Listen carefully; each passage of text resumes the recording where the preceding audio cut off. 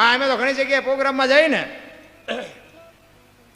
કોઈ સાધુ સંતો હોય ને તો એના ભેગા અમને હોટ લઈ જાય કે હાલો ને બાપુ પગલા તમારા પગલા પડાવવા અમારે ઘરે. તો આપણે કે ભાઈ અમારા પગલા શું પાડવાનો કે સાધુ સંતો ના હોય.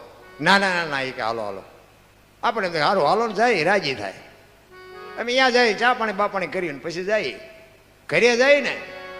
ઘરે અમારે બૈરા શું કે ખબર છે એ કે બહાર ઉભા રહેજો પોતા કર્યા છે પગલા પડશે. અમને એમ થાય કે ઓલા મફત અમે આ મફત પાડવામાંથી છે તમે ના પાડો છો. બહાર કેમ જાય એ કે એ ભલે બહાર કેમ તમને પડાવતા હોય આ અમે ઘડીએ ઘડીએ નવરા નથી. પણ મારો કહેવાનો અર્થ શું છે, બે સાચા છે, બેને નિભાવી લેવાની વાત છે. કારણ કે તમે છે ને અમારા એકાદ દી જ પગલા પડાવો. હા 3 દી આવતા હોય તો તમે એમ કહો બજારમાં પાડો આ નવરા નથી. અને અમારા બૈરા છે ને 360 થી રોટલા ખવડાવે એટલે એનું માનવું પડે. બેને નિભાવવાની વાત છે. બધા બાપુ ઘરમાં 5-7 સભ્ય હોય ને બધા બુદ્ધિશાળી ન હોય, બધા હરખું કમાતાય ન હોય, બધા હરખા રૂપાળાય ન હોય, બધા હરખા વ્યવસ્થિત ન હોય ટૂંકમાં, પણ નિભાવી લેવાની વાત છે. પછી આપણે ઘરમાંથી જે ખોટા વંટોળિયા ઊભા કરીને એ બાપુ ઘરનું કોઈ દી સારું થાય નહીં જિંદગીમાં. એટલે જલાની ઝૂંપડી આવ્યા પછી અખિલ બ્રહ્માંડના માલિકને બૈરું આપી દીધું. અને પછી ભગવાનને એમ થયું કે હારું હવે આ બૈરાને ભૂખવું ક્યાં. એવા નિમાધારી નર ને નારી હતા બાપુ, તમે જોવો તો ખરા. સગાળસાને અહીંયા આવે ને દીકરો કપાવે, મોરધ્વજ રાજાને અહીંયા આવે ને કરવત મુકાવે, હરિશ્ચંદ્ર રાજાને એમ કે તારું બૈરું વેચીને મારું દેણું ભર. સીબી રાજા તમે જોવો તો ખરા, હોલાને ને સીબી રાજાને શું હગું થાય? તમે આટલા બધા બેઠા કોક તો મને કહો શું હગું થાય? અયોધ્યાનો મહારાજા હતો એક હોલાની ભારોભાર બાપુ માટી પોતાનો દેહ ચીરી અને બાપુ હોલાની ભારોભાર માટી આપી એટલે કેવડી વાત કહેવાય. આપણે એક માગણ આવે ને જો બટકો રોટલો ન દઈએ કે તો બાપુ આપણા ઇતિહાસમાંથી ડાઘ ન લાગે. શું આપણા ઇતિહાસ છે એ તો તમે જુઓ. એટલા જ માટે કહું છું કે ધર્મ ધ્રુજો ને પુરુષ ન. આ સગાડસાની આ દીકરો કપાયો, વાત લાંબી છે, પણ એ પછી દીકરાને કપાયો ને પછી કે હવે તમે વાંજ્યા થઈ ગયા, હવે મારે ખાવું નથી. જાણીતો ઇતિહાસ.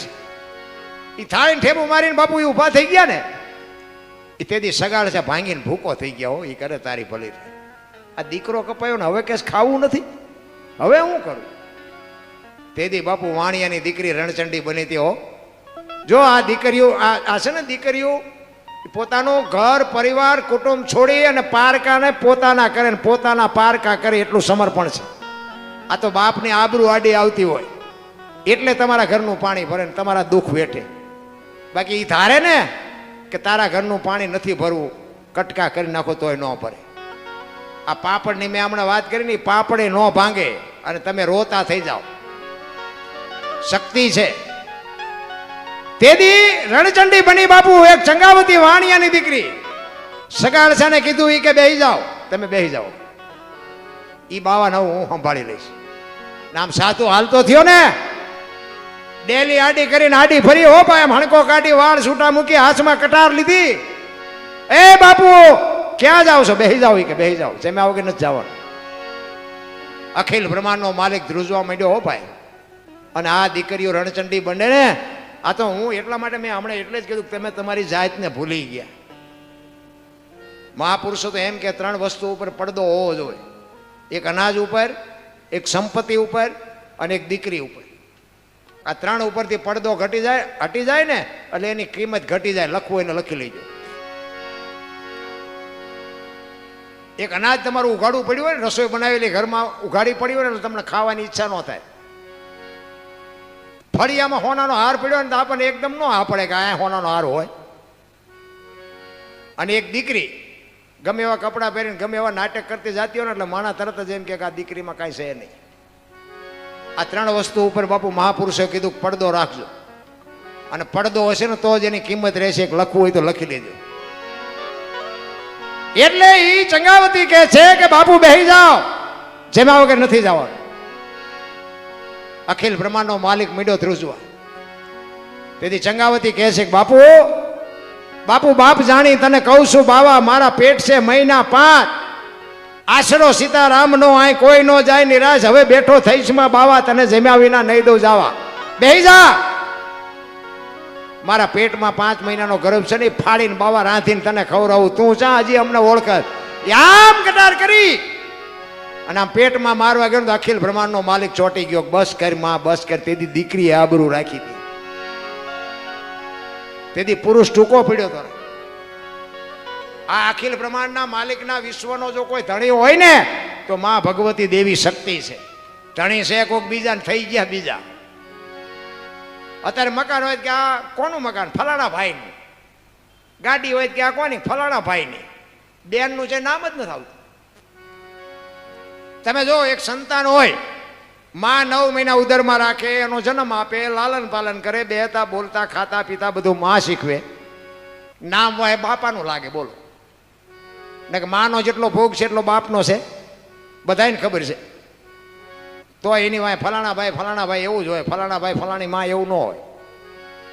પણ એ માએ સમર્પણ કરી દીધું, એની વાય એના બાપાનું જ રાખજો. કે કેમ? એ કે આ કોથળીઓ તોડીને ઊંધો પડ્યો ને કોક એમ કે કોનો છે? ફલાણી માનો છે. મારા ખોળી એમ જીવ નહીં રહે કે એની વાય એના બાપાનું રાખો.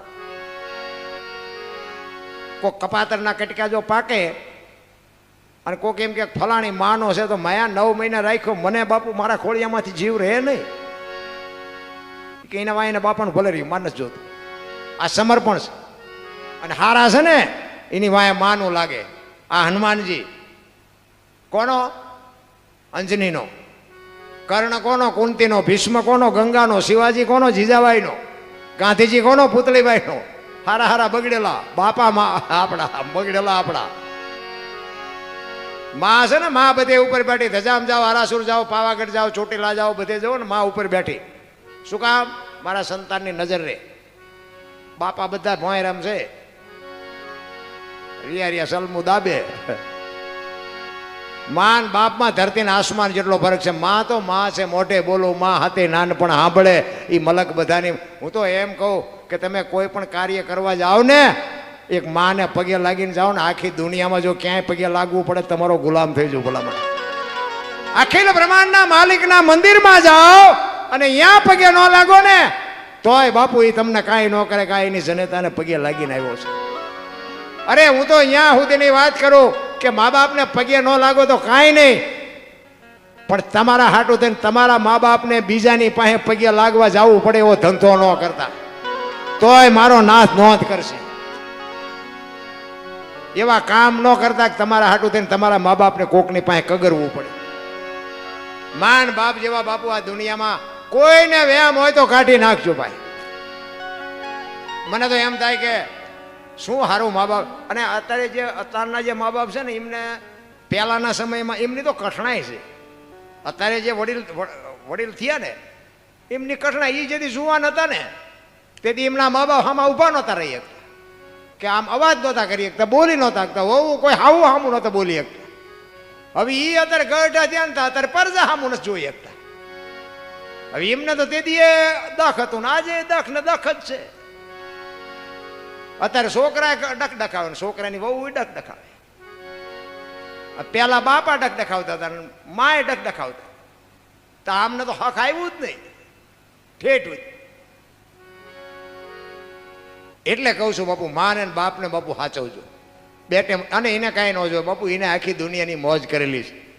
પણ એક છોકરા હાટું આપણે ભાગ લાવ્યા હોય ને, ચોકલેટ લાવ્યા હોય, પેપરમેટ લાવ્યા હોય, એમાંથી બાપુ આપણા બાપાને માને 2 ચોકલેટ આપો ને, એને બાપુ આખી દુનિયામાં આખી જિંદગીમાં ઘણાએ ખાધી હોય ચોકલેટ, પણ એને એમ થવું જોઈએ કે હજી મારો દીકરો મારો હિસાબ કરે છે. બાપુ એની કહું મળે તૂટવાળા.